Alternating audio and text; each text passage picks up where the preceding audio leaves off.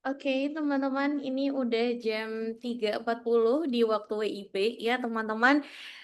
Mari kita mulai ya acara pada hari ini, kita ya. So, assalamualaikum warahmatullahi wabarakatuh. Selamat sore semuanya, ya.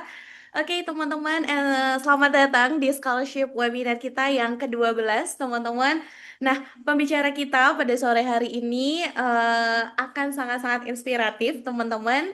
Pembicara kita sekarang ini sedang berada di China, ya, teman-teman. Yes, salah satu negara superpower, ya. Jadi akan sangat-sangat luar biasa, ya, teman-teman. Nah, tapi sebelum kita kenalan sama pembicara kita, akan ada sambutan terlebih dahulu dari Mr. Ryan. Mr. Ryan adalah founder dari English Benua. Kepada Mr. Ryan, silahkan. Okay, thanks so much for the opportunity. So, ladies and gentlemen, saya buka. Assalamualaikum warahmatullahi wabarakatuh. Good afternoon, everyone. Welcome to our scholarship webinar number 12. My name is Ryan, and I'm the founder of this English course, English Banua. So, this scholarship actually kita laksanakan setiap minggu ya, teman-teman. Kenapa? Karena kita percaya bahwa setiap orang Indonesia itu memiliki kesempatan ya untuk kuliah ke luar negeri. Namun biasanya kurang diakses informasi. Oleh karena itu Inggris Banua menyediakan webinar yang tiap minggu kita adakan, bahkan sampai bulan Agustus itu kita udah ada listnya ya, sudah ada pematerinya. Jadi teman-teman bisa ikut ini secara gratis supaya teman-teman dapatkan ilmu ya dan juga tahu gitu step by step mendapatkan seperti apa dan bisa mendapatkan insight langsung dari para awardee. Karena seperti yang saya sering bilang, tokoh inspiratif itu udah banyak, influencer itu udah banyak, tapi dalam hal pendidikan itu tidak terlalu banyak. Makanya harapan saya teman-teman itu terinspirasi dengan perjalanan Mr. John, karena Mr. John ini adalah sebenarnya teman saya ya. Dulu kita satu kelas, kita ngajar IELTS dulu bareng sama Mr. John. Saya ingat banget beliau ngajar IELTS listening, saya juga IELTS listening waktu itu. Jadi kita satu kantor gitu dulu ya. Halo Mr. John, gimana kabarnya Mr. John? Alhamdulillah baik, Serayan. Gimana Halo, kabarnya? Masya Allah. Mr. John sekarang di Cina tuh di mananya Mister kalau boleh tahu nama kotanya? Saya di kota Changsha itu di Provinsi Hunan, di Ah, bagian selatannya China. I see. Jam berapa Mister di sana sekarang? Sekarang sama kayak Wita sih 16.42 ya. Oh, berarti Kalimantan sama China sama ya? What a fun fact. Sama sekarang waktu ya. Oke, thank you ya Mister John. Oke, jadi Hmm. Mr. John ini dulu teman kerja saya. Kita sama-sama ngajar IELTS dulu di kampus Inggris Pare ya. Jadi harapan saya teman-teman bisa mendapatkan banyak inspirasi ya dari Mr. John dan teman-teman bisa bercita-cita ke China. Kenapa? China tuh salah satu negara industri terbesar ya guys. Bahkan secara teknologi itu maju banget. Fun fact ya teman-teman, China tuh dulu dijajah sama Jepang ya. Eh, let's say China dulu tuh terkebelakang beberapa tahun yang lalu ya. Tapi teman-teman bisa lihat China sekarang seperti apa. The technology is so advanced, sangat maju, budaya belajarnya sangat tinggi. Jadi teman-teman rugi banget kalau nggak menyimak ya materi yang akan disampaikan oleh Mr. John. So what are you waiting for? Take your seat, grab your snack, and enjoy the show. My name is Ryan. Thank you for your time and attention. Wassalamualaikum warahmatullahi wabarakatuh. Waalaikumsalam warahmatullahi wabarakatuh. Terima kasih banyak Mr. Rian ya. Betul ya teman-teman kata Mr. Rian tadi. Jadi webinar kita diadakannya 1 minggu sekali setiap hari Minggu teman-teman. Jadi jangan lupa join terus grup kita ya teman-teman. Jadi nanti di situ akan ada update setiap minggunya webinar apa aja sih. Karena setiap minggu teman-teman pembicara kita itu dari negara yang berbeda-beda ya. Jadi sayang banget kalau kelewat 1 hari aja rasanya ya. Karena pasti setiap pembicara itu punya tips-tips dan insight-nya masing-masing gitu ya. Oke, teman-teman, tanpa lebih lama lagi kita kenalan dulu sama pembicara kita hari ini ya. Jadi di sini ada Mr. John. Hai Mr. John. Ya, Pak. Gimana Halo, kabarnya? wow ya. Nah, teman-teman, jadi Mr. John ini sekarang berada di China, tapi sebelumnya Mr. John ini berasal dari daerah Palembang, teman-teman ya. Apa ada di sini yang berasal dari Palembang nih? Jadi Mr. John ini of course orang award di LPDP teman-teman, Masya Allah. Dia ini sedang mengambil master degree di Central South University di China of course dengan major Materials and Chemicals. ya. Nah, dalam webinar sore ini teman-teman Mr. John akan membagikan ceritanya, cerita perjuangannya ya, yang pastinya sangat inspiratif ya, mengenai perjuangannya sampai bisa berada di China seperti sekarang ini, teman-teman ya. Jadi tanpa menunggu lebih lama lagi ya, silakan Mr. John ya, waktunya dipersilahkan. Saya mulai share screen ya, teman-teman. Apakah slide-nya udah kelihatan? Aman, Mas Mr. Melva? John, sudah ada. Udah apa ya? Oke. Saya mulai. Assalamualaikum warahmatullahi wabarakatuh. Shalom. Om Swastiastu, Namo Buddhaya. Salam kebajikan. Baiklah, teman-teman. Selamat datang di scholarship webinar yang bertajuk How the Average Student Achieve the Scholarship. Nah, mungkin beberapa teman-teman nyangka kalau misalkan mau jadi award LPDP itu harus student mahasiswa-mahasiswa yang wah gitu. Faktanya saya sendiri itu juga ngerasa kalau saya itu cuma average student aja. Nggak ada prestasi yang benar-benar mencolok. Saya cuma rajin ikut kegiatan aja sebenarnya. Tapi somehow bisa dapat scholarship. Dan bagi teman-teman yang pengen dapat scholarship juga dan ngerasa punya background yang sama kayak saya yang ngerasa cuma average student. Nah, kita simak sampai akhir ya teman-teman ya.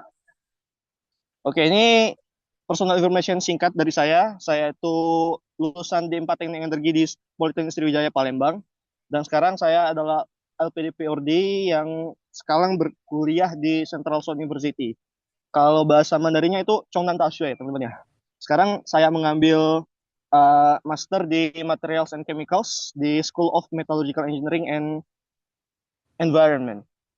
Oke. Nah, saya sini meng-highlight juga kalau saya tuh started from average ya. Saya tuh dulu punya bahasa Inggris yang benar-benar biasa aja juga. Saya benar-benar nggak punya prestasi yang benar-benar mencolok. Saya cuma rajin aja, rajin aja. Nah, di sini juga ada IG atau link ini saya. Ya mungkin bisa di-follow kalau misalkan tanya-tanya. Insya Allah saya akan membantu sebisa saya ya teman-teman. Baik. Nah, di sini saya akan jelasin ke kalian apa itu LPDP Co-Funding Scholarship ya teman-teman.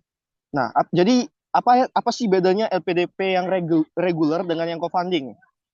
Oke, kita mulai perbedaannya ya. Jadi kalau LPDP reguler itu pendanaannya itu full dari Kemenku ya, yang dilembagai oleh LPDP. Sedangkan kalau yang LPDP co-funding itu pembagian beasiswanya itu dari selain dari LPDP juga dibantu dengan uh, pihak mitranya, bisa jadi itu dari kampus, bisa itu dari perusahaan.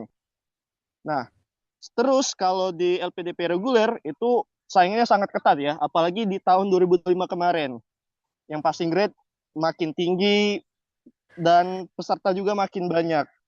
Nah, kalau di LPDP co-funding, saingan juga ketat, tapi kita bersaing sama orang yang punya latar belakang yang hampir mirip dengan kita gitu, yang mirip-mirip lah gitu. Kalau misalkan LPDP co-fundingnya khusus anak IPS, ya kalian bertarung sama anak IPS aja.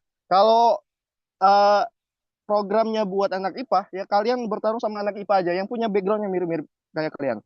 Jadi secara kompetisi dia emang uh, lebih tidak seketat kalau LPDP reguler, tapi kita bersaing dengan orang-orang yang benar-benar memiliki uh, background yang hampir mirip dengan kita. Makanya persaingannya akan lebih sedikit mudah ya, bisa dibilang begitu.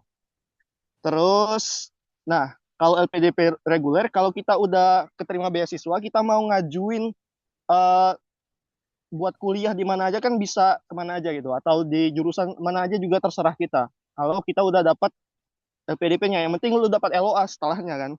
Nah, kalau di LPDP co-funding, itu sedikit berbeda teman-teman. Jadi kalau misalkan udah daftar LPDP co-funding, ya kita cuman bisa daftar di tempat uh, universitas yang udah dipilih dan juga di jurusan yang udah sesuai programnya seperti itu. Jadi kita nggak bisa milih kayak misalkan di dua kampus yang berbeda atau di dua jurusan yang berbeda. Pokoknya kita kalau bisa saya bilang tuh kayak all in lah, all in. Jadi kalau misalkan dapat ya dapat, kalau misalkan enggak ya udah lewat gitu.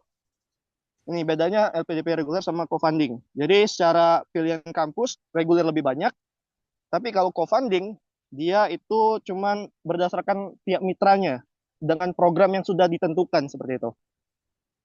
Nah, dan kalau LPDP reguler itu tahap tesnya itu lebih panjang daripada LPDP co-funding ya. Kalau di LPDP reguler, setahu saya itu kayak ada tes administrasi dulu, habis itu ada SBS, terus ada juga ya wawancaranya. Kalau di LPDP co-funding kalau udah dapat administrasi, lu kesempatannya udah mendekati gitu untuk bisa mendapat scholarship karena setelah seleksi administrasi itu langsung ke seleksi wawancara. Jadi secara pathway lebih pendek daripada yang reguler.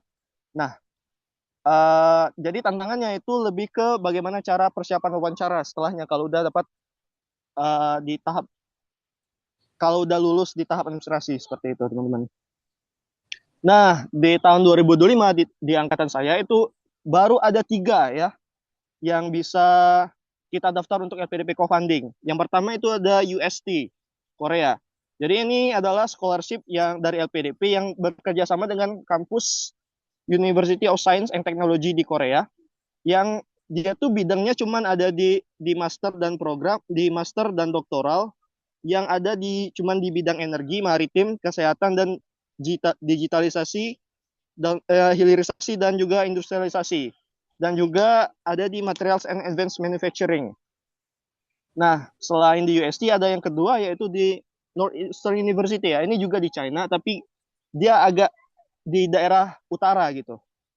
Nah, jadi ini mitra LPDP yang juga ada di Cina. Saya lupa lokasi kampusnya di mana, cuman dia di bagian agak utara Cina ya, di daerah pertengahan gitu dekat Beijing. Nah, di sini dia programnya itu buat jurusan nih bisa dilihat di sini ya. Metalurgi, chemistry, mineral processing, mechanical engineering, and electrical engineering, ada juga geologi dan beberapa bidang-bidang yang terkait seperti itu ya. Nah, kalau di Northeastern University ini juga dibantu dananya dari Huayo Cobalt Energy, teman-teman.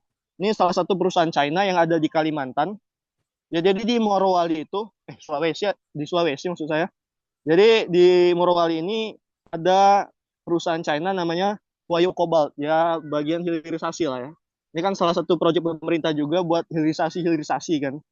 Nah, dengan adanya program scholarship ini dia membantu mahasiswa-mahasiswa Indonesia untuk bisa belajar di China, habis belajar di China terus bisa uh, langsung bekerja di perusahaan yang ada di Morowali seperti itu teman-teman. Nah, kalau di Northeastern University kalian bahkan setelah lulus kuliah itu kalian langsung dapat kontrak kerja 2 tahun di Huayo Cobalt Energy ini teman-teman. Jadi ini buat anak-anak IPA, anak-anak saintek ini suatu proyek yang sangat menjanjikan ya teman-teman. Jadi lu kuliah di China, terus 1 tahunnya kalian dikasih magang dulu di China juga, yang setelah lulus langsung dapat kerja. Jadi nggak pusing lagi pengabdiannya gimana. Jadi ini adalah suatu proyek yang benar-benar menjanjikan ya buat anak saintek ya. Nah, selain di Northeastern University juga ada di Central South University di kampus saya. Nah, kalau di Central South University ini partner kemitraannya itu oleh GEM. Ini juga perusahaan hilirisasi yang ada di Morowali. Nah, jadi di Morowali ini ada beberapa perusahaan China yang benar-benar membantu kita buat memproses logam rare earth saya bilang. Nah, di program yang saya daftar ini itu ada 35 orang di jurusan metalurgi dan ada berapa belas gitu di jurusan international trade dan juga railway. Jadi ada 3 jurusan yang bisa didaftar kalau mau di Central South University. Yang pertama itu metalurgi, yang kedua itu di international trade, yang ketiga itu ada di railway. Jadi kayak bangun kereta lah, bikin jalan kereta gitu. Nah, ini seperti yang saya bilang tadi, ini juga disupport oleh GM. Seperti itu, teman-teman. Nah, ternyata setelah saya riset lagi, pada tahun ini program LPDP co-funding itu lebih banyak opsinya, teman-teman. Kalau kemarin cuma ada 3, sekarang ada 12. Ini berdasarkan website LPDP ya. Nah, ada yang di UNSW, kalau nggak salah ini ya, di South Wales. Ada juga yang dari NUS. Kalau kalian pernah nonton apa yang di YouTube itu, nah ini NUS. Terus ada juga yang NTU, ada juga yang di Tsinghua, ini di Beijing ya teman-teman. Khusus di finance ya, tapi jurusannya kalau nggak salah. Terus selanjutnya ada di Dundee, di Belanda. Terus lanjut lagi ada di UST Korea yang kemarin yang ada juga ada yang di France, ada yang di NTU. NTU ini kalau nggak salah di Taiwan ya. NUS tapi programnya bisnis. Ada lagi yang di Belanda nih. Nah, seperti langsung milih jurusan sesuai dengan programnya. Jadi kalau kita nggak lolos ya udah kalah aja gitu. Nggak bisa milih ke kampus lain gitu. Dengan program yang sudah ditargetkan juga seperti itu teman-teman. Nah, scholarship coverage-nya meliputi apa aja? Nih, ada dari dana pendidikan ya, ada biaya kuliah, ada book allowance. Di sini juga kita dibantu soal riset, tesis, dan juga kalau misalkan mau seminar internasional juga akan dibiayai, dan juga ada publikasi jurnal internasional. Nah, selain itu kita juga dapat dana pendukung ya. Jadi kayak biaya hidup bulanan. Sebenarnya nggak bulanan sih, kita dikasihnya per 3 bulan sekali. Dan itu udah cukup banget buat hidup sih. Terus selanjutnya ada di health insurance, ada di transportation fund, emergency fund, arrival fund, dan visa application dan juga residence permit. Jadi sistemnya sebenarnya kalau yang di dana pendukung ini kecuali living allowance ya yang di monthly living itu biasanya kita pakai duit kita sendiri tapi nanti bakal di reimburse seperti itu teman-teman. Nah, untuk bisa mendapatkan beasiswa yang dipengen, apa aja sih yang harus disiapkan? Nah, kita bisa lihat di sini ya, teman-teman. Dari poin pertama itu ada personal and family information. Nah, jadi uh, buat personal and family information ini ya benar-benar data pribadi dan keluarga aja kayak nomor HP, email, alamat, gitu-gitulah ya yang pokoknya informasi yang paling pribadi gitu. Terus ada juga kalau misalkan mau daftar di program LPDP Kementerian ini, kita ada kayak mini esai seperti itu, teman. Poin-poin ini kayak mini esai ini paling cuman isinya 1 paragraf ya. Nah, kita bisa lihat di sini nih. Nah, ini ada beberapa poin. Yang pertama itu pengalaman yang paling membanggakan. Nah, teman-teman bisa tuh ceritain soal pengalaman yang paling membanggakan selama kuliah atau selama bekerja seperti itu. Nah, yang kedua itu uh, unpleasant experience atau pengalaman yang kurang membanggakan. Misal, kalau misalkan teman-teman pernah ikut lomba tapi ternyata ya cuma jadi runner up, itu bisa diceritain di sini teman-teman. Karena di sini mini esai ya paling cuma 1 paragraf cukupnya ya. Oke, selanjutnya itu adalah hal yang hal terakhir yang diajarkan pada diri sendiri. Nah, ini lebih ke self reflection ya. Jadi kita justru kayak refleksi pribadi tentang apa sih yang kita ajarin dan tentunya ke diri kita sendiri dan tentunya apa ya berhubungan dengan karir profesional atau pendidikan ya teman-teman, bukan yang pengalaman cinta-cinta yang abstrak seperti itu ya. Misal jangan pacaran beda agama itu nggak masuk ya. Jadi ya pokoknya yang berkaitan dengan hal-hal profesional lah.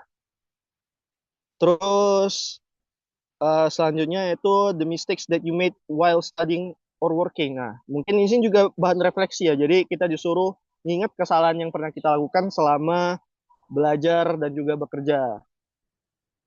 Jadi kalau mau daftar yang LPDP Kemitraan ini itu tentu saja eh, kita harus bisa share masalah yang pernah kita hadapi ketika mengalami kesalahan itu dan bagaimana cara kita mengatasinya seperti itu. Selanjutnya itu ini tugas di luar tanggung jawab ya teman-teman. Jadi kita juga disuruh ceritain soal apa aja sih yang eh, ketika pengalaman yang membuat kalian tuh ngambil job desk orang lain gitu. Dan yang terakhir itu apa yang membuat kamu berbeda dari kandidat-kandidat lain. Jadi sebisa mungkin jangan pakai ChatGPT lah kalau atau pakai AI yang lain untuk menjawab esai-esai ini karena pada dasarnya nanti akan ditanyakan lagi ketika wawancara. Jadi be as honest as possible gitu, teman-teman ya. Nah, selain itu ada informasi-informasi lainnya yang perlu kita isi, kayak strong points sama weak points. Selain itu juga pengalaman-pengalaman, baik itu pengalaman kuliah, pengalaman selama kerja, pengalaman organisasi, pengalaman workshop dan juga penelitian atau juga konferensi. Terus kita juga disuruh mengisi kolom achievement, achievement apa yang pernah kita capai uh, ketika kita berkuliah atau bekerja, teman-teman. Selain itu, sorry. Selain itu kita juga disuruh mengisi kolom award atau penghargaan yang pernah kita raih. Dan nah ini yang jadi salah satu hal yang paling common ya di pendaftaran beasiswa yaitu recommendation letter. Jadi kita bisa meminta surat rekomendasi dari tokoh masyarakat atau mungkin juga tokoh akademik. Bisa itu dari dosen atau dari TU atau dari atasan ketika kerja seperti itu teman-teman. Nah, ini nih ada lagi nih. Jadi kayak selain mengisi data-data tersebut, kita juga harus punya official language test certificate. Nah, ini biasanya itu tergantung dari penyelenggara beasiswanya, teman-teman. Tapi yang paling umum ya tes-tes bahasa Inggris lah, bisa IELTS, TOEFL. Dan kalau misalkan di kemitraan ini biasanya nggak seketat sama yang di reguler ya, secara skornya ya. Tapi ya harus tetap belajar bahasa Inggris. Kalau mau belajar bahasa Inggris, bisa belajar di English Banua bareng Mister Rian tuh. Oke, selanjutnya ini juga nih, esai. Jadi selain sertifikat tes bahasa Inggris juga kita harus nulis esai. Kalau di saya kemarin itu kalau nggak salah itu maksimal 2000 kata. Nah, sebisa mungkin kalau saran saya mendekati 2000 lah. Kalau bisa 1999 kalau bisa. Nah, yang isinya itu kalau di LPDP tentu ya komitmen untuk kembali ke Indonesia dan ada juga rencana setelah studi dan juga rencana buat berkontribusinya gimana. Nah, sebenarnya uh, bu, keseluruhan esainya nggak perlu cuman 3 poin ini aja sebenarnya, tapi harus mencakup 3 hal ini yang menjawab pertanyaan gitu. Jangan sampai kita nulis ngalur ngidul, tapi target yang dicari oleh si uh, negara beasiswanya itu nggak terpenuhi seperti itu teman-teman. Jadi ya sebenarnya boleh-boleh aja buat tambah hal-hal yang lain gitu. Tapi 3 poin ini itu harus ada. Nah, seperti yang saya bilang sebelumnya, bahwa kalau misalkan mau kuliah di luar negeri, khususnya di kelas internasional, harus bisa bahasa Inggris. Itu paling minimal ya. Makanya eh, sebelum kalau mau misalkan daftar beasiswa, pastiin dulu kalian paham kalau misalkan diajak ngomong bahasa Inggris. Minimal itu paling minimal ya. Dan zaman sekarang kan akses udah banyak, jadi sangat mudah lah buat kita buat belajar bahasa Inggris. Dan kalau bingung, bisa belajar ke English Banuanya Mr. Ryan. Seperti itu. Nah, kenapa penting nih? Kita bisa lihat nih. Jadi banyak banyak orang yang bercita-cita mau belajar atau bekerja di luar negeri itu punya masalah di sini nih, karena nggak bisa bahasa Inggris, teman-teman. Nah, kalau misalkan nggak jago bahasa Inggris, itu juga akan menunda pendaftaran kita ya. Gimana mau daftar kalau misalkan bahasa Inggrisnya aja masih belak-belakan. Misalkan verb agreement-nya aja masih belak-belakan gitu. Masih ngawur lah. Nah, kalau misalkan mau eh, belajar di luar negeri, itu paling minimal bisa bahasa Inggris. Makanya itu sangat penting ya buat daily life. Ya meskipun saya di negara yang sebenarnya nggak terlalu pakai bahasa Inggris, tapi di kelas itu saya di kelas internasional yang semuanya pakai bahasa Inggris. Kalau misalkan kalian bahasa Inggris yang aksen American atau British saya nggak paham, gimana kalau misalkan kalian ketemu bahasa Inggris yang aksen Chinese seperti itu? Makanya ya sebisa mungkin belajar yang banyak dulu sebelum baru mau daftar beasiswa. Nah, cara latihannya gimana? Nih, saya bilang di sini ya konsistensi itu melebihi intensity. Jadi kayak yang penting konsisten aja dulu belajar. Nah, bisa dari listening, inputnya dari mana? Bisa dengar podcast. Dari podcast itu kita bisa tulis catatan apa yang kita lihat, atau bisa juga dari reading and writing, dan juga bisa praktis speaking sama teman seperti itu. Nah, sebelum tes, kita harus tahu dulu nih target skor kita tuh berapa. Jadi kita bisa lihat dulu atau bisa tanya dulu ke orang-orang yang sudah pernah keterima beasiswa duluan, minimal skor minimal skor yang dibutuhkan untuk daftar beasiswa itu berapa. Karena soalnya setiap program yang ditawarkan itu juga menawarkan target skor yang berbeda-beda, teman-teman. Nah, take a diagnostic test ya. Jadi kayak kalian coba dulu simulasi sebanyak-banyaknya buat dapat skor. Misal kalau TOEFL bisa cek dulu tuh. Biasanya kalau latihan yang benar-benar simulasi TOEFL itu kalian dapat di skor berapa. Kalau misalkan udah pede baru tuh ngambil tes ya. Kalau rata-rata di simulasinya udah mencukupi normal, udah mencukupi target, insya Allah aman. Sama kayak IELTS juga, kalau misalkan kalian udah sering mock up, udah sering latihan dan skor rata-ratanya itu udah melebihi target, insya Allah aman. Terus, nah dari simulasi ini kan kita bisa tahu juga di mana kelemahan kita. Jadi, sorry. Jadi dari kelemahan itu kita bisa belajar lagi. Oh, ternyata saya salahnya di sini, ternyata saya salahnya di sana, seperti itu teman.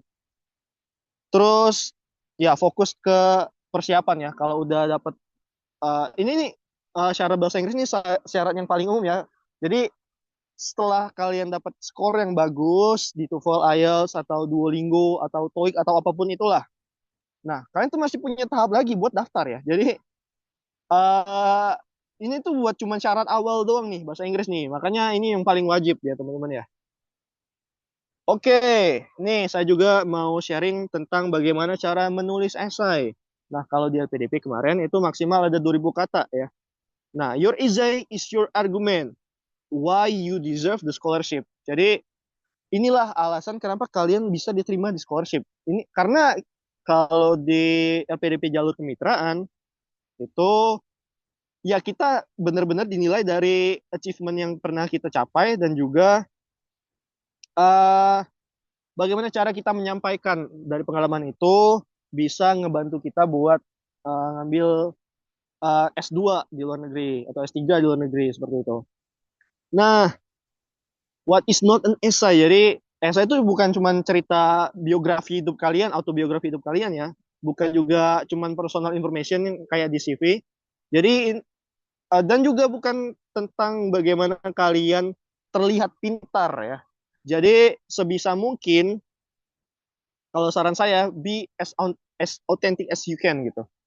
Sebisa mungkin buatlah esaimu sendiri, jangan pakai bantuan AI. Ya, karena ini yang akan ditanyakan ketika wawancara nanti, teman-teman. Nah, kita bisa lihat di sini common mistakes-nya apa aja. Yang pertama itu tuh generic, terlalu general. Misal dia buat kalimat yang benar-benar biasa aja yang nggak ada hook-nya. Misal kayak Central University adalah kampus yang bla bla bla bla bla bla gitu. Jadi jangan dibuat terlalu formal lah. Jangan bukan maksud saya jangan dibuat terlalu generik aja gitu. Buat spesifik dan apa ya? Kayak kalian dari esai itu bisa menyampaikan warna kalian sendiri seperti itu, teman-teman. Terus no clear direction. Nah, ini biasanya orang nulis esai tapi alurnya tuh bolak-balik gitu. Jadi nggak runut secara timeline cerita. Nah, yang jadi mistakes juga ini repeating your CV. Jadi kayak CV-nya itu apa kayak cuman ya kayak jadi isi essay itu kayak cuman kayak ngulang apa yang ada di CV aja. Kan udah diisi, kan udah ada kolomnya sendiri tuh buat ngisi personal information dan informasi-informasi lainnya gitu. Jadi sebisa mungkin jangan cuman mengulang dari data yang udah kita uh, kirimkan lewat websitenya gitu. Dan terus no real impact. Jadi kayak yang nggak berdampak. Jadi orang baca esai lo, tapi orang kayak nggak ngena di hati. Itu biasanya akan jadi gagal. Nah, yang paling penting itu biasanya di paragraf awal sama paragraf akhir. Jadi pastikan kalian bisa narik audiens itu bahkan sejak dari paragraf pertamanya, teman-teman.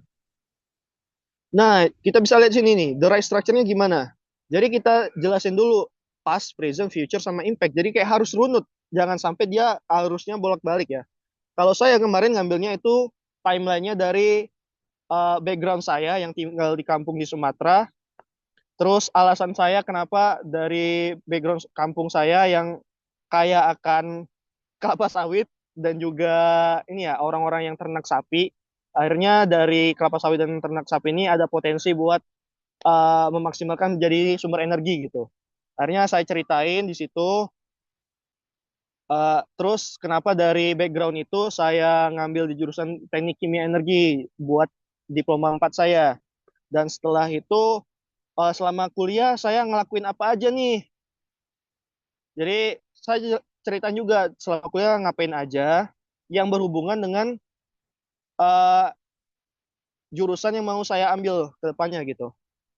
Nah, sekarang kita juga di present kita juga harus jelasin diri kita sekarang lagi ngapain, misalnya lagi kerja kah atau lagi belajar kah. Jadi kita deskripsikan juga bagaimana keseharian kita yang kita lagi lakuin biasanya sehari-hari itu juga eh, kayak menggambarkan apa yang kita mau untuk S2-nya, teman-teman. Nah, selain pas present kita juga harus ceritain setelah kuliah kalian mau ngapain. Ini yang menjadi concernnya LPDP ya. Seperti yang saya bilang tadi harus ada 3 poin yang tadi tuh. Ya, jadi kita harus gimana kita bisa menyampaikan komitmen untuk kembali ke Indonesia karena ini beasiswa dari pemerintah ya. Terus kita juga harus bisa kayak kasih plan pasca studinya kalau misalnya udah beres kuliah mau ngapain dan juga mau berkontribusi dengan bagaimana seperti itu yang bisa berimpact kepada masyarakat ke depannya seperti itu teman-teman. Karena sebenarnya mau scholarship yang manapun mereka tuh mau cari orang yang mau berdampak kepada masyarakat sekitar, bukan cuma pintar buat diri sendiri aja gitu. Nah, terus ini juga poin-poin kenapa esai yang itu kenapa esai yang kita buat tuh harus kuat gitu. Caranya adalah kita harus menjadi spesifik dan not general ya. Bagaimana caranya spesifik? Ya kita tarik aja cerita yang ada dalam hidup kita gitu. Jadi kayak punya color kita sendiri lah. Nah, dan kalau bisa kita juga harus banyak-banyak riset mengenai beasiswanya, mengenai penyelenggara beasiswanya, mengenai kampusnya supaya kita tuh logikanya nyambung gitu. Jangan jangan sampai apa yang kita mau sampaikan, jangan sampai apa yang target program beasiswanya mau laksanakan itu tidak sesuai dengan logical thinkingnya kita gitu. Nah, langkah berikutnya itu buatlah personal ya, tapi tetap relevan dengan apa yang program beasiswanya mau capai gitu. Nah, selanjutnya itu bagaimana cara kita mendeliver kalau esai kita itu akan kalau setelah studi kita akan berimpact pada masyarakat, bukan cuman uh, ngomong doang kalau kata Omdo ya, kalau kata Pak Prabowo ya. Nah, buat writing strateginya ya yang pertama itu write an outline ya. Jadi sebelum kita nulis esai secara mentah, pikirin dulu outline-nya. Oke, di paragraf ini saya mau bahas di paragraf pertama saya mau bahas soal background saya dulu nih. Oke, paragraf 1 mau background. Oke, terus bagaimana cara di paragraf ini tuh runut juga gitu. Jadi harus punya, sebelum nulis yang benar-benar nulis drafting, kita harus punya idenya dulu tuh, seperti itu. Nah, kalau kalian belajar di IELTS writing itu biasanya harusnya udah aman ya kalau udah biasa belajar di IELTS writing. Nah, kita juga bisa ngelihat, eh, minta bantuan orang lain lah gitu dari draft essay-nya kita, terus kita bisa minta review ke ke yang udah lulus duluan atau gimana, supaya tahu sisi lemah dari essay-nya tuh apa gitu. Terus kalau bisa direvisi, habis itu ya lakuin aja gitu sampai benar-benar yakin kalau essay yang kita buat tuh benar-benar bagus gitu. Nah, terus focus on clarity, not complexity ya. Jadi kalau bisa buat pakai bahasa yang sederhana aja, tapi berdampak pada si pembacanya.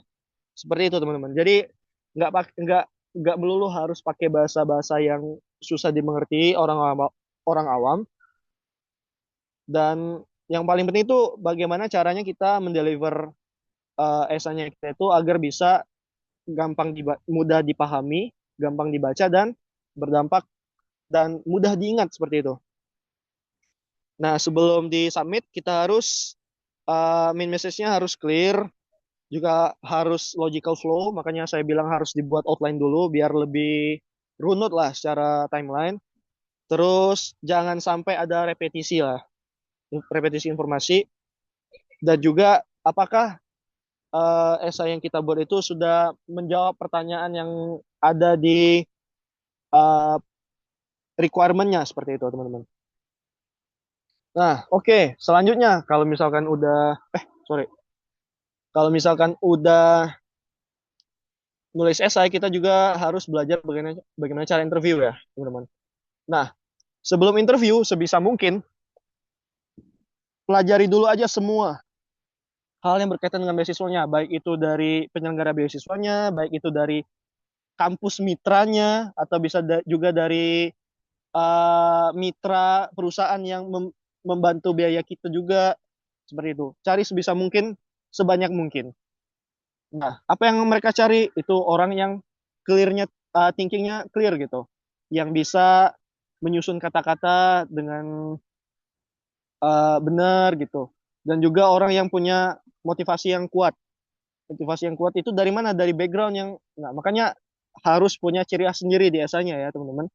Dan kalau bisa buat sekonsisten mungkin cerita cerita yang kita untuk menjawab pertanyaan itu, kita buat harus sekonsisten mungkin lah. Dan ceritain kalau goals yang kita capai itu sebenarnya realistis, seperti itu teman-teman. Nah, ini kita bahas juga kenapa ada yang gagal di interview. Nah, jadi ya mungkin ada beberapa dari kalian yang terlalu gugup, jadi cenderung untuk menghafal jawaban gitu. Sebisa mungkin buat senatural mungkin aja, dipelajarin aja, nggak perlu dihafal. Seperti itu teman-teman. Terus, nah inconsistent story nih, ini biasanya nih yang biasanya kejebak dengan pertanyaan-pertanyaan HRD nih atau interviewer. Soalnya kadang si interviewer itu menguji kita dengan pertanyaan yang sama, secara outline itu sama, tapi pertanyaannya berbeda. Jadi outputnya tuh sama pertanyaannya, tapi karena kita mudah kegocek, jadinya nggak konsisten ceritanya ya. Terus to generic answers ya. Jadi ya kalau bisa kaitkan dengan pengalaman pribadi yang pernah dilakuin atau yang pernah dicapai gitu. Dan dan nggak bisa juga, dan ada juga orang-orang yang nggak bisa nyeritain tentang tujuan-tujuannya mereka gitu. Nah, bagaimana cara nge-prepare-nya secara efektif ya? Jadi makanya ini saya bilang ya, kalau bisa esai yang kita buat itu buat pakai diri sendiri, jangan kalaupun mau pakai AI ya dibantu buat enhance si ininya aja ya, sebisa mungkin ya, enhance bahasanya aja. Tapi secara ide, secara alur cerita itu kalian bangun sendiri aja. Karena most of all pertanyaan yang akan ditanyakan si interviewer itu akan sangat beririsan dengan apa yang kita tulis di esai. Makanya kalau misalkan kita hafal apa ya, kalau kita nulis sendiri nih esainya, otomatis kita akan tahu apa jawabannya. Nah, kalau saya pribadi kemarin itu bisa saya bilang 80% itu nanyain soal tesis research yang akan dilakukan ke depannya gitu. Nah, kalau misalkan kalian nggak nulis essay sendiri, gimana bisa tahu gitu? Ya, gimana kita bisa jawab pertanyaan itu? Nah, terus kita juga harus sering latihan bagaimana cara menyampaikannya dengan lantang seperti itu dan tidak ragu di situ. Nah, buat menjadi lantang dan tidak ragu ya tentu saja kita harus pelajari semua hal yang berkaitan dengan beasiswanya, tentang kampusnya, tentang kehidupan di negara tujuannya gimana seperti itu. Nah, ini yang paling penting nih, prepare key questions. Kalau saya kemarin dikasih tahu, diajarin sama rekan kerja saya juga, namanya Mr. Nabil. Katanya kalau sebelum interview, kita tuh harus petakan dulu nih 5W1H. Kira-kira dari essay yang kita buat, dari personal information yang udah kita cantumin, kira-kira what-nya apa, why-nya apa, when-nya apa, dan pokoknya kita uh, antisipasi pertanyaannya dulu seperti itu, teman. Nah, sebisa mungkin juga kita harus sering-sering mock up supaya kita bisa dapat feedback apa yang harus kita perbaiki, apa yang harus kita riset. Kalau saya kemarin pribadi itu ada beberapa kali mock up, sama rekan kerja saya juga alhamdulillah punya circle yang bisa membantu gitu dalam perjalanan saya. Makanya saya sangat berterima kasih pada mereka. Nah, di sini pokoknya kita harus benar-benar uh, idenya itu benar-benar bisa kita sampaikan dengan clear seperti itu, teman. Oke, selanjutnya, nah selama on the day-nya gimana? Kalau misalnya udah di hari H nih, jadi listen carefully to each question. Nah, jadi seperti yang saya bilang, most of all pertanyaannya itu dari essay kita sama prospek kita ke depannya nanti bakal gimana. Sebisa mungkin dengerin apa yang mereka tanyakan supaya kita tuh nggak jawab dengan salah juga gitu. Jangan ditanya apa, jawabnya apa gitu. Nah, dan kalau bisa kita jawab dengan clear dan to the point. Jadi, tapi yang terlalu to the point juga. Jadi harus tahu momentum kapan harus elaborasi, kapan um, harus cuman jawab singkat aja gitu, teman-teman. Jadi harus tahu strateginya dulu nih. Oke. Selanjutnya kita juga harus kasih examples nyata. Misalkan ditanya soal pengalaman, kita juga bisa tuh ceritain soal bagaimana pengalaman kita mengalami itu sebelumnya dan bagaimana kita cara mengatasinya seperti itu. Jadi kasih aja pengalaman pribadi kalian gitu. Kaitkan dengan pengalaman pribadi kalian, khususnya di skema akademik atau profesional. Dan sebisa mungkin buatlah diri kalian menjadi tetap kalem dan juga jujur. Nah, biasanya kalau udah terlanjur bohong, kita tuh akan menutupi dengan kebohongan yang lain. Makanya ditanya, kalau dikasih pertanyaan, jujur aja gitu. Terus, nah, ini yang jadi masalah nih kadang. Kalau kita mendapatkan pertanyaan yang sebenarnya di luar jangkauan kita sendiri, itu kadang kita panik, akhirnya jawab sembarangan. Nah, sebenarnya boleh-boleh aja buat panik ya, karena ya itu natural human things lah.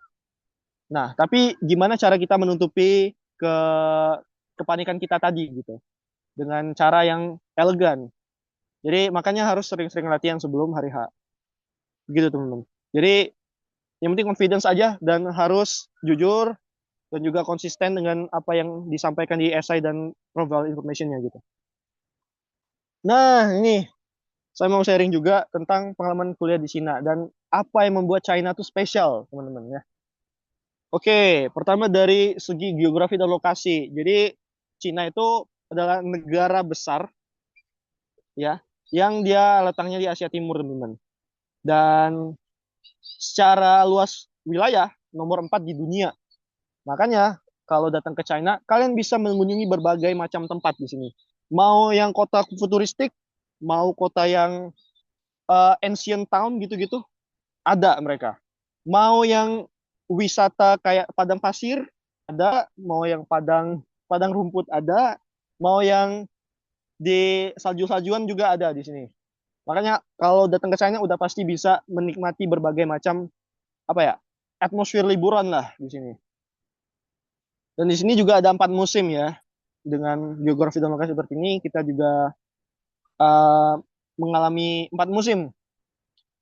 Dan enaknya di China itu cuma selisih waktu 1 jam sama Indonesia. Jadi nggak terlalu jet lag lah, seperti itu. Jadi kalaupun LDR masih oke lah, seperti itu sama orang tua atau sama saudara gitu. Jadi mau teleponan juga masih enak, seperti itu teman-teman. Nah, selain karena geografi dan lokasinya seperti yang saya bilang tadi, di sini juga ada banyak jenis-jenis liburan. Mau liburan yang kayak di kota-kota yang futuristik, mau yang di kayak ancient town juga dia punya di sini. Nah, salah satunya ini ada apa? Tianmen Mountain. Ini tahun kemarin saya mengunjungi sama teman-teman saya. Ini juga teman-teman saya sekelas nih di Tianmen. Ini benar-benar gunung, dia kayak gunung tapi canggih gitu. Kalian bisa naik gunung tapi naik eskalator di sini ya. Jadi nggak perlu yang ngerasa capek-capek banget di sini. Dan pemandangannya luar biasa indah. Lokasinya di Changjiajie. Kalian bisa lihat sendiri nanti ya di YouTube atau di platform manapun tentang Tianmen Mountain. Ini benar-benar salah satu tempat liburan yang sangat-sangat mantep lah. Nah, selain juga itu ada di Furongchen Ancient Town ya. Jadi di Furongchen ini kayak Ancient Town yang dia tuh dekat dengan air terjun gitu. Dan kalau malam air terjun itu kan nyala, ada lampunya. Pokoknya itu suatu pemandangan yang benar-benar nggak pernah saya lihat sebelumnya lah di Furongchen. Nah, selain karena lokasinya dan juga tempat wisatanya, saya juga suka orang-orangnya di Cina ya. Ah, jadi ya tipikal Asia Timur, banyak orang berkulit putih kuning gitu, dan mereka tuh ramah banget sama kita gitu. Kalau kita ya meskipun Cina kita bahasa Mandarin kita nggak terlalu bagus, kalau kita berusaha untuk ngobrol sama mereka, mereka tuh akan menjawab kalian dengan friendly gitu. Dan nggak nutup kemungkinan kalau misalkan kalian bakal ditraktir segala macam. Seperti itu teman-teman. Mereka baik-baik banget, ramah. Jadi nggak perlu ngerasa kayak jauh dari rumah lah di sini. Apalagi di Cina tuh salah satu negara yang paling banyak menerima siswa internasional ya. Nggak kayak di Amerika nih. Amerika kan sekarang lagi kayak pusing-pusingnya tuh. Sedangkan kayak Donald Trump kan pengen nyuruh balik orang-orang mahasiswa-mahasiswa yang belajar di Harvard. Sedangkan Harvardnya sendiri masih mau mempertahankan mereka gitu. Jadi kayak Cina nggak akan melakukan hal-hal seperti itu sih ke depannya ya. Harapannya begitu. Oke, selain karena orang-orangnya, di sini juga adalah tempat yang sangat bagus buat teman-teman yang kayak excited sama cerita-cerita sejarah. Mulai dari perdagangan internasional ya, di sini terkenal dengan Silk Road-nya ya di China. Dulu sebelum era modern, kapal-kapal dagang tuh udah pasti lewat China gitu. Dan juga mungkin teman-teman yang sering main game atau nonton-nonton film-film China ini juga terkenal dengan kedinastiannya ya di China tuh, cerita-cerita soal dinastinya dan segala macamnya. Jadi ini benar-benar tempat yang bagus buat teman-teman yang suka banget belajar sejarah. Nah, selain juga karena sejarahnya, tentu juga karena culture-nya ya, culture dan tradisinya. Kita lihat di sini language-nya itu Mandarin ya. Jadi buat teman-teman yang masih mikir, oh kalau misalkan di China harus banget bisa Mandarin kah? Nah, sebenarnya enggak ya. Yang penting bisa bahasa Inggris buat di kelas. Nah, yang Mandarin, saya tuh berangkat dengan Mandarin yang bisa bilang nol lah. Tapi setelah beberapa bulan di sini, belajar pelan-pelan, akhirnya berani ngomong. Dan belajar Mandarin di era sekarang itu benar-benar promising ya teman-teman.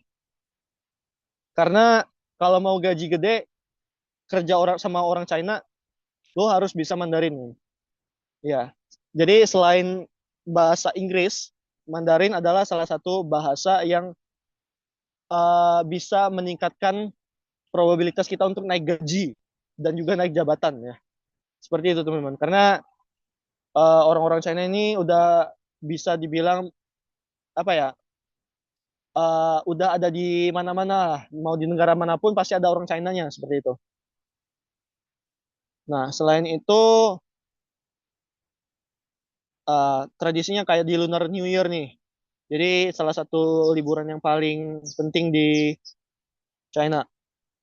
Nah, wildlife-nya bisa kita lihat ada giant panda ya. Jadi kita bisa lihat panda di sini. Ada juga ini inventions di zaman dulu ya, orang-orang China. Itu paper itu yang menginisiasi pembuatan kertas itu di China. Ada juga printing, ada juga gunpowder-nya, dan juga kompas. Jadi China itu udah terkenal dari zaman dulu buat penemuan-penemuan yang menakjubkan, yang bisa mengubah dunia gitu. Termasuk juga teh sih. Nah, modern China gimana? Ya, secara manufaktur bisa dibilang paling baik dunia sekarang ya, buat sekarang ya. Ya paling saingannya yang Amerika sama negara-negara Eropa. Kalau di Asia Timur, yang paling bisa mendekati China tuh paling Jepang sama Korsel ya. Nah, oke, mungkin itu dulu saja dari saya. Saya kembalikan ke Miss Melva, moderator. Terima kasih. Oke, wow. Terima kasih banyak, Mr. John. Wow, it's a very insightful presentation. Keren banget, Mr. John. Ternyata yang mau masuk, yang mau bisa mendapatkan LPDP itu nggak harus pintar, tapi yang penting rajin ya, teman-teman. Betul ya, Mr. John ya. Benar, Tapi benar, itu yang tapi itu benar. yang sulit ya untuk menjadi rajin dan konsisten, teman-teman. Itu yang paling sulit. Nah, Jadi teman-teman harus konsisten gitu.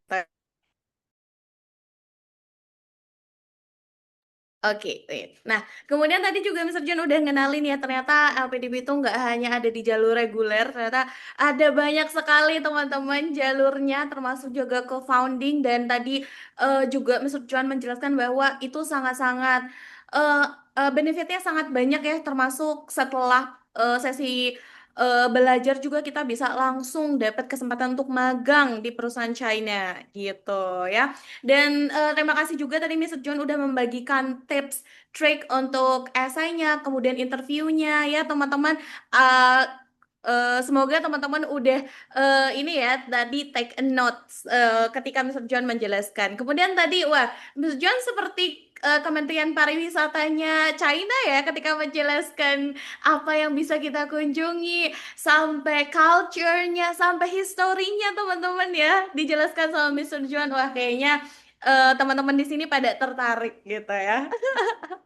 Oke, nah mungkin kita akan move ke sesi selanjutnya yaitu sesi Q&A buat teman-teman yang mau bertanya apapun ya tentang LPDP, China, perjalanan Mr. John boleh teman-teman di chat aja atau mau ada yang langsung open mic, mau ngobrol langsung dengan Mr. John boleh banget teman-teman silahkan ya. Tinggal raise hand kemudian nanti bisa open mic gitu ya. Silahkan guys. Sudah seperti duta ya, pariwisata China katanya Mr. John. ya, ditunggu ya teman-teman kalau mau bertanya. Yuk, teman-teman. Jarang-jarang ada loh. Jangan kapan lagi kita punya kesempatan ketemu sama Mr. John dari China. Benar-benar. Berarti kalau di tempat Mr. John ini ada berapa musim? Kalau di China ada 4 musim, betis. Ya kita ada salju juga, ada musim semi juga. Kayak sekarang masih musim semi nih. Jadi bisa Oke. ngelihat bunga sakura bermekaran di sini. Wow, wow, bunga sakura, keren banget. Udah ada kesempatan untuk ngerasain salju belum, Mister? Udah dong, tapi nggak saya Uh, posting kemarin. Takut kira Bukan saya flexing ya. mas. Keren banget ya teman-teman. Ayo teman-teman ditunggu yang mau bertanya atau langsung open mic aja biar bisa langsung ngobrol sama Mr. John. Ya mungkin terkait gimana teman-teman di China, kemudian di kelasnya gimana, mungkin dosen-dosennya atau terkait jurusannya yang menurutku cukup unik ya. Kayaknya saya Hmm, sendiri jarang dengar teman-teman yaitu tadi itu eh, apa materials and chemicals. Mungkin tuh.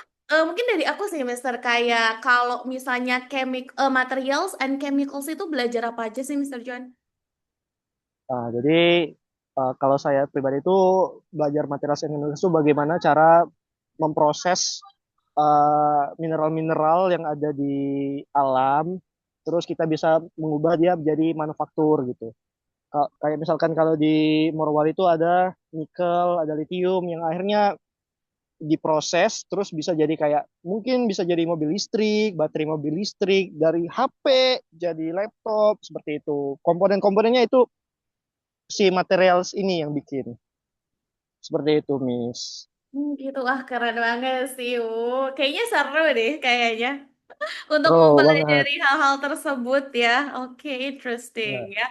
Kemudian kalau misalnya lingkungan kampusnya nih, aku juga belum pernah mendengar ya ada pembicara yang berasal dari sorry, Central South University. Itu lingkungannya bagaimana, Mister?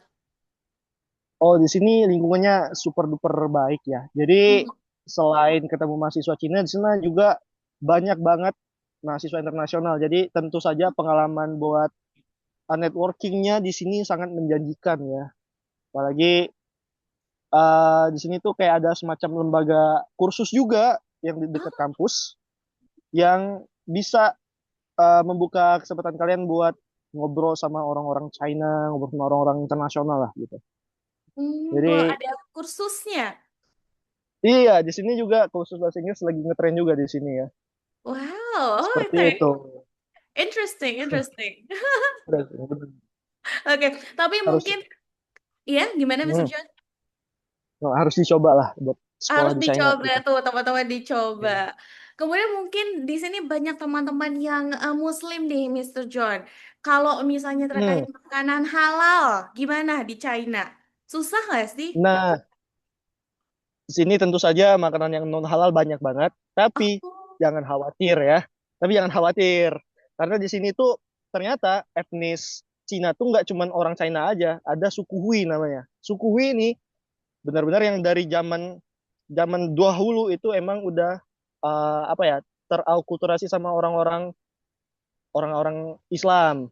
Jadi ada oh. suku Chinese yang Islam di sini dan mereka tuh bikin restoran juga namanya yang paling terkenal tuh Lancho. Jadi nih Lancho nih ada di mana-mana nih. Jadi aman insya Allah.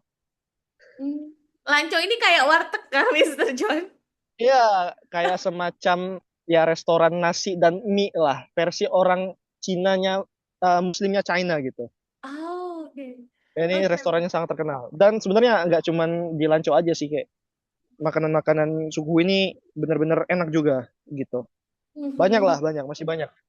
Wah, ternyata makanan halal di China banyak ya teman-teman. Jadi nggak usah khawatir. Iya. Dan aku juga baru tahu tadi ternyata ada satu suku yang memang asli China dan beragam Muslim ya. Karena Benar, ya benar, kan biasanya di sosial media itu eh, China digambarkan dengan orang-orang yang dominan non-Muslim gitu ya teman-teman. Tapi ternyata benar. gitu.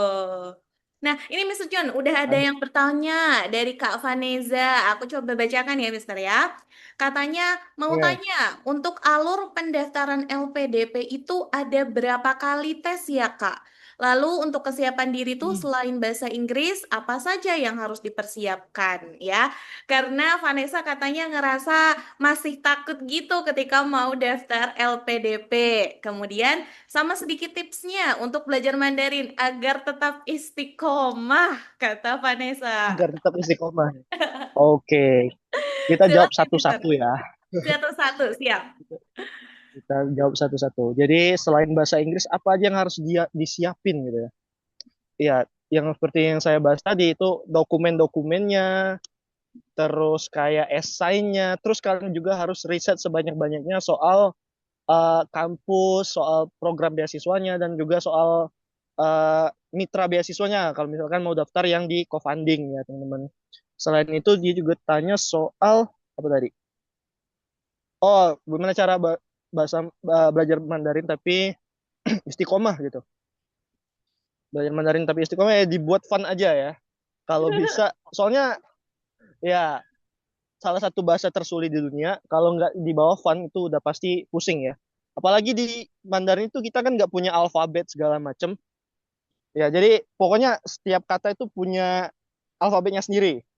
Setiap kata benda, kata kerja itu punya alfabetnya sendiri. Jadi kita benar-benar harus hafal kurang lebih 5.000 huruf seperti itu. Jadi Wah. ya dibuat fun aja. Caranya gimana buat fun? Bisa tuh aplikasi-aplikasi sekarang banyak, bisa di Duolingo, kayak kayak dibikin game gitu. Atau bisa juga kayak coba interaksi sama orang-orang China-nya, bisa dari game-game, biasanya main-main game juga bisa bantu sih, atau bisa nonton-nonton dracinnya, atau bisa ngobrol sama orang yang bisa bahasa Cinanya. Apalagi di Indo kan banyak orang-orang ini ya, orang-orang keturunan Cina, dan mereka biasanya juga diajarin tuh, itu bisa bantu juga. Atau bisa juga kalau mau latihan ke saya juga boleh besok-besok ya, kalau mau. Oke, terus apa apa aja yang harus disiapin untuk bahasa Inggris ya? Belajar ya? Ini, Mister, katanya ketika pendaftaran LPDP ada berapa kali tes, Mister? Oh iya, berapa kali tes ya? Nah, kalau di jalur co-funding itu cuman ada administrasi doang, sama abis itu langsung wawancara. Kurang enak apa tuh?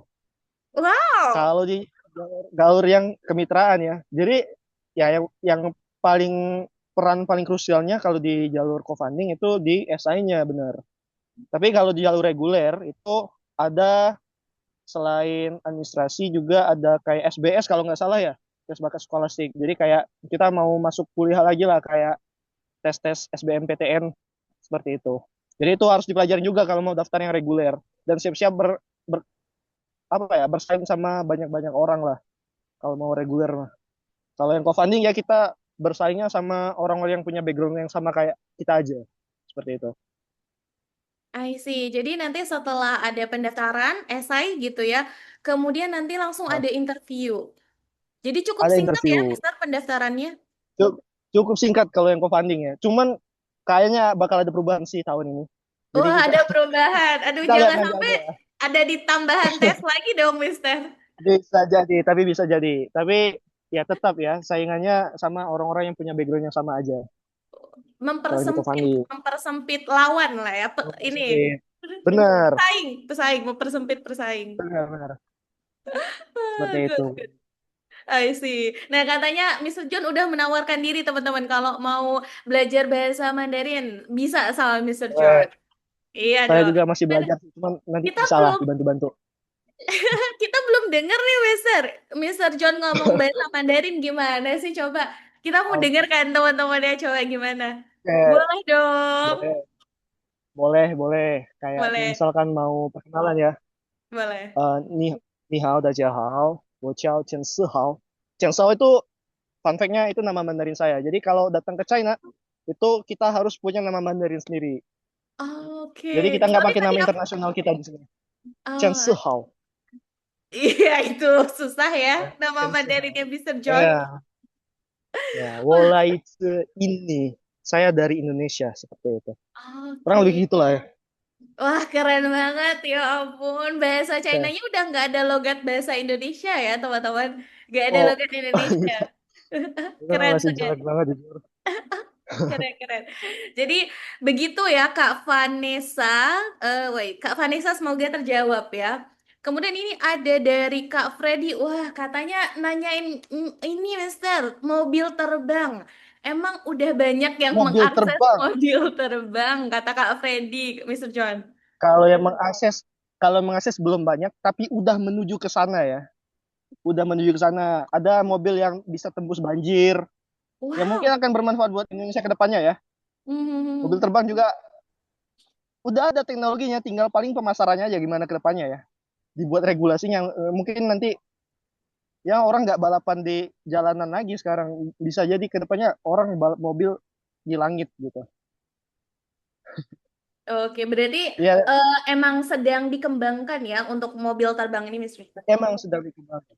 Teknologinya sudah ada, tinggal gimana cara pemerintahnya aja nih I see. gitu.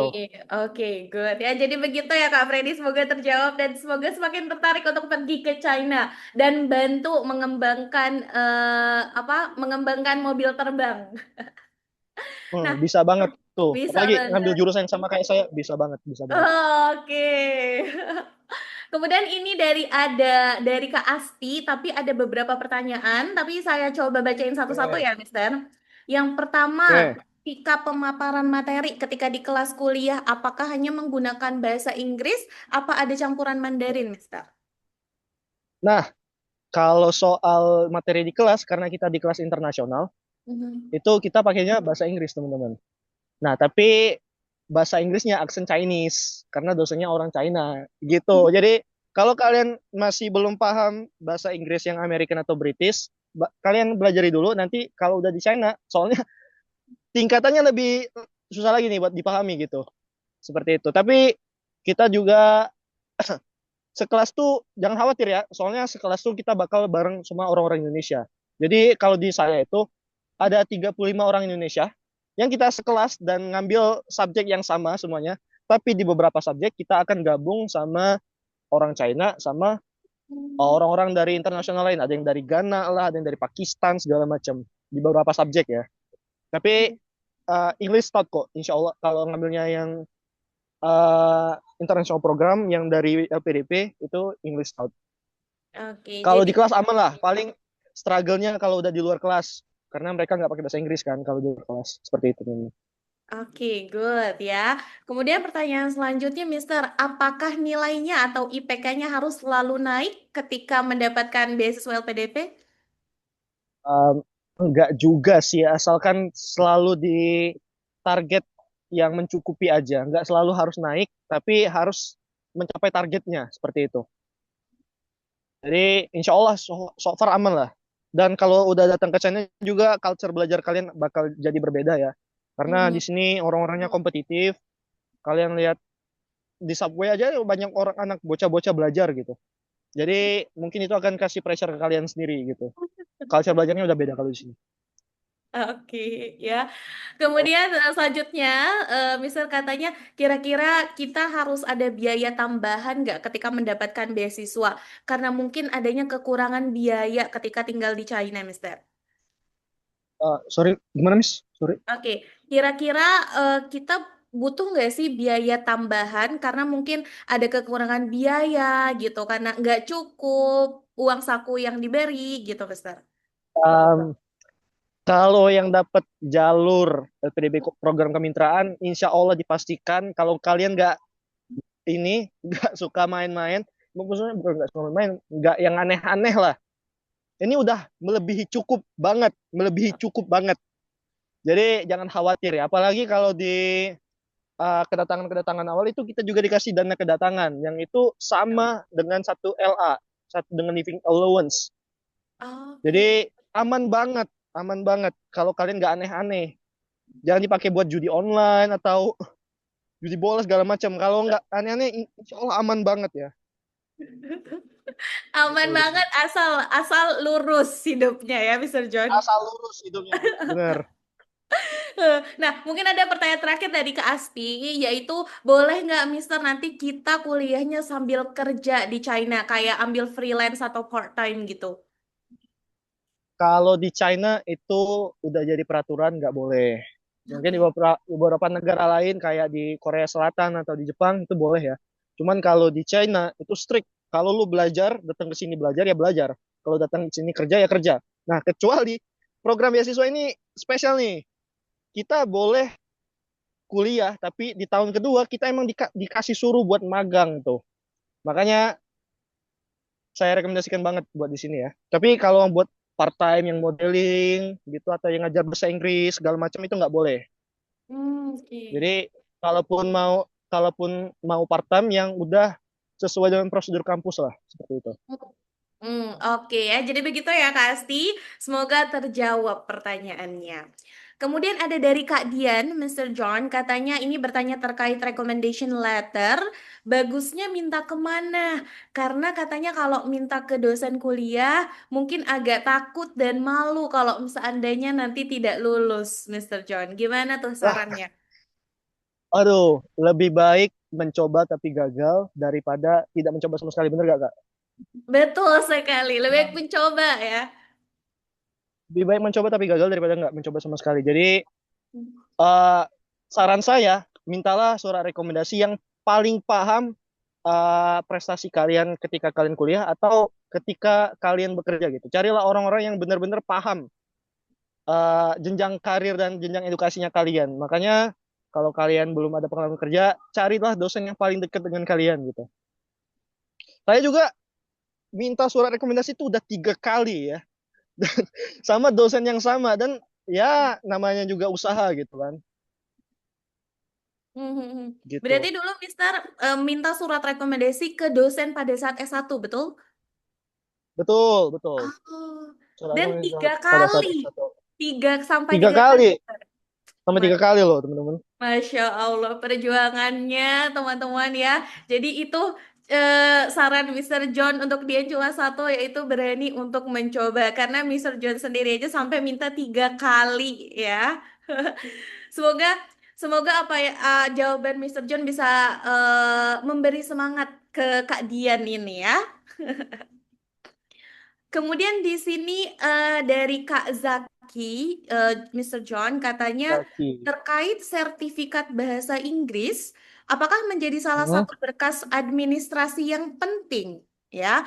Kemudian ada sesuai kualifikasi atau memang dia ada tingkatan perankingan pada saat seleksi administrasinya, Mister?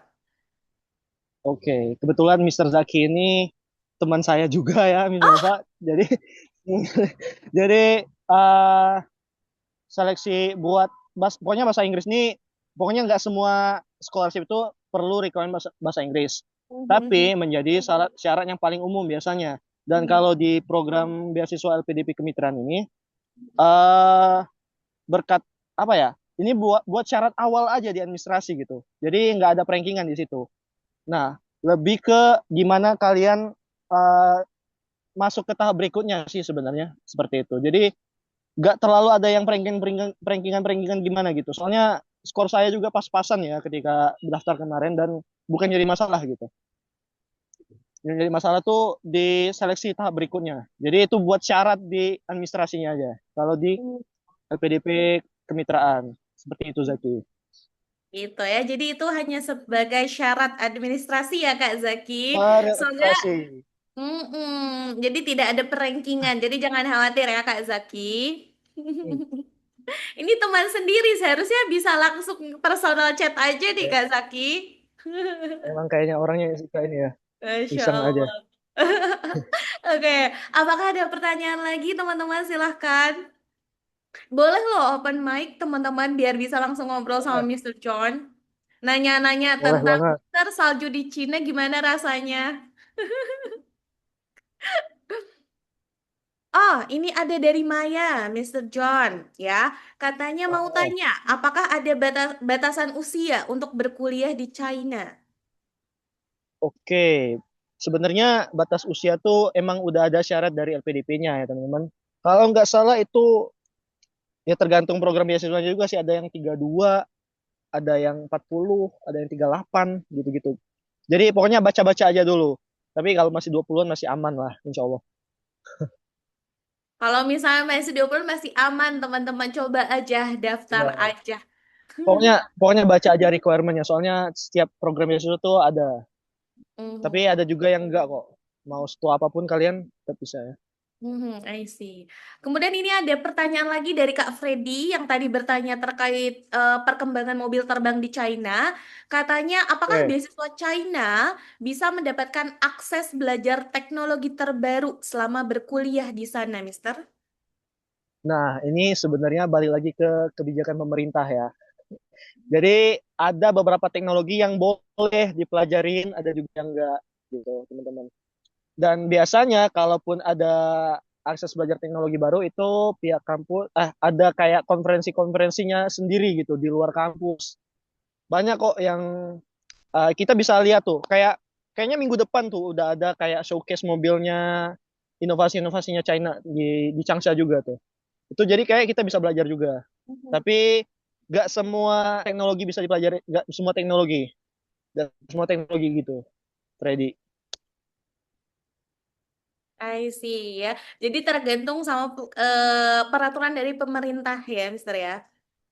Iya, bener, Oke. bener. Nah, kemudian ini ada pertanyaan lagi dari Kak Dian. Katanya, boleh nggak Mister ceritain tentang tahapan belajar bahasa Inggris dari dasarnya berdasarkan pengalaman Dari personal dari dasarnya, Mister? Betul, dari dasarnya. kalau oke, kalau dari dasar ya, kalau dulu saya belajar personal itu sebelum ke Pare, belajarnya itu belajar dari buku TOEFL, persiapan TOEFL. Karena di situ isinya structure, pokoknya penyusunan tata kalimatnya dalam bahasa Inggris gitu. Nanti belajar tenses segala macam.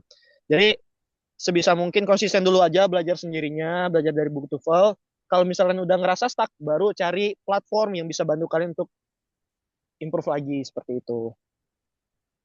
Oke, betul ya. Dan jangan lupa coba di kontak English Banua teman-teman karena English Banua juga menyediakan Iya, kurs bahasa Inggris. bener. Boleh banget. Di Oke. English Banua. Iya, jadi itu pengalaman Mister John ya, Kak Dia. Jadi belajar langsung dari buku TOEFL, Masya Allah memang ya. Our di LPDP ini belajar bahasa Inggris langsung dari buku TOEFL ya. Oke, apakah ada pertanyaan lagi teman-teman? Silahkan. Apapun itu, silahkan nanti bisa dijawab oleh Mister John. Karena ini Ya, eh, kapan lagi teman-teman ya ketemu sama Mister John karena tidak ada misalnya seminar part 2 bersama Mister John. Wah, itu kapan lagi? Karena Mister ya, Johnnya sibuk teman-teman. ya. Apalagi mulai minggu depan tuh jadwal kuliah lebih padat Oh, lebih padat. seperti itu. Berarti sekarang udah semester berapa, Mister? Terus semester 2 kebetulan Semester Miss. 2. Hmm, Masya ya. Allah. Tapi karena di sana sistem kerja sistem kuliahnya tuh pokoknya Mhm. nggak semua matkul tuh mulai dan berakhir di waktu yang sama. Jadi ada beberapa matkul yang mulai duluan, ada juga beberapa matkul yang dimulai belakangan gitu. Hmm, Timelinenya beda-beda setiap setiap matkul ya. oke, oke, I see. Oke, gimana teman-teman? Apakah masih ada yang bertanya? Wah, ada 31 orang, Mister, di sini lah, banyak sekali. Oke, is there any questions?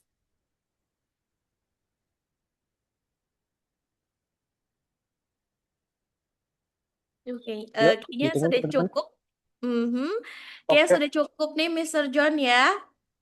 Oke, oke. nah, oke, karena tidak ada pertanyaan lagi, teman-teman, mungkin webinar kita sudah cukup sampai di sini. Tapi sebelum kita tutup, sebelum saya tutup, kita foto dulu, teman-teman ya. Jadi buat teman-teman yang masih off cam, yang masih malu-malu, ya, coba on cam dulu. Kemudian nanti kalian bisa upload di Instagram, kemudian bisa tag Mister John, ya. Kemudian bisa juga tag English Banua, teman-teman ya. Tadi mungkin Instagramnya apa, Mister John? Sorry.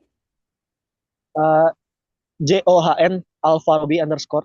Ya, nanti bisa di Oke. follow teman-teman. Nah, bisa Nanti di-follow kemudian nanti di-tag. Bakal di-repost nggak, Mister, kalau di-tag? boleh. Boleh. Ada link absen, Kak, untuk kita nggak ada link absen ya, teman-teman. Jadi ini tidak ada absennya, gitu. Oke, teman-teman, apakah ada yang mau on cam? Ayo, on cam yuk. Oh, ada Adrian Putra. Kak Adrian, Yuk. tapi cuma hitam ya layarnya. Mungkin lampunya belum dinyalain. Kelupaan nih kayaknya. Oh, ada Kak Seni juga. Masya Allah, namanya unik sekali, Kak Seni. Oke.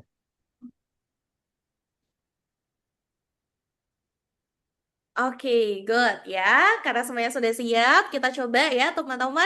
Karena ini ada dua slides ya. Karena ini cukup banyak, teman-teman ya. Maka kita akan dua kali screenshot, dua kali foto ya. Kita slide yang pertama dulu ya, teman-teman. Oke, satu, dua, tiga.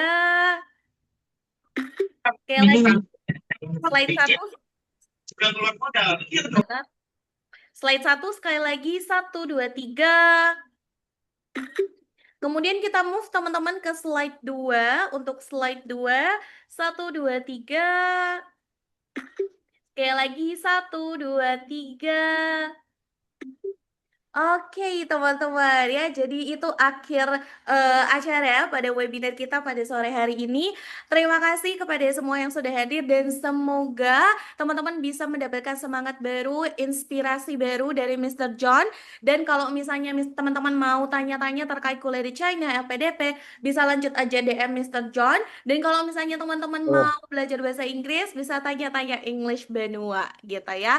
Dan untuk teman-teman yang udah join grup grup English Banua Webinar Scholarship jangan dulu keluar teman-teman ya, karena setiap minggunya kan ada info terkait webinar. Dan juga jangan lupa nanti setelah akhir sesi akan ada link Google Form ya, di mana Google Form itu teman-teman silahkan isi untuk mengklaim sertifikat. Jadi ada sertifikat ya setelah ini. Gimana caranya? Ya tinggal isi Google Form-nya aja gitu ya. Jadi jangan lupa diisi teman-teman ya. Nah, jadi itu aja teman-teman untuk hari ini. Terima kasih banyak semuanya. Terima kasih Mr. John. Semoga semuanya terbantu. Bye teman-teman. Terima kasih Mr. John.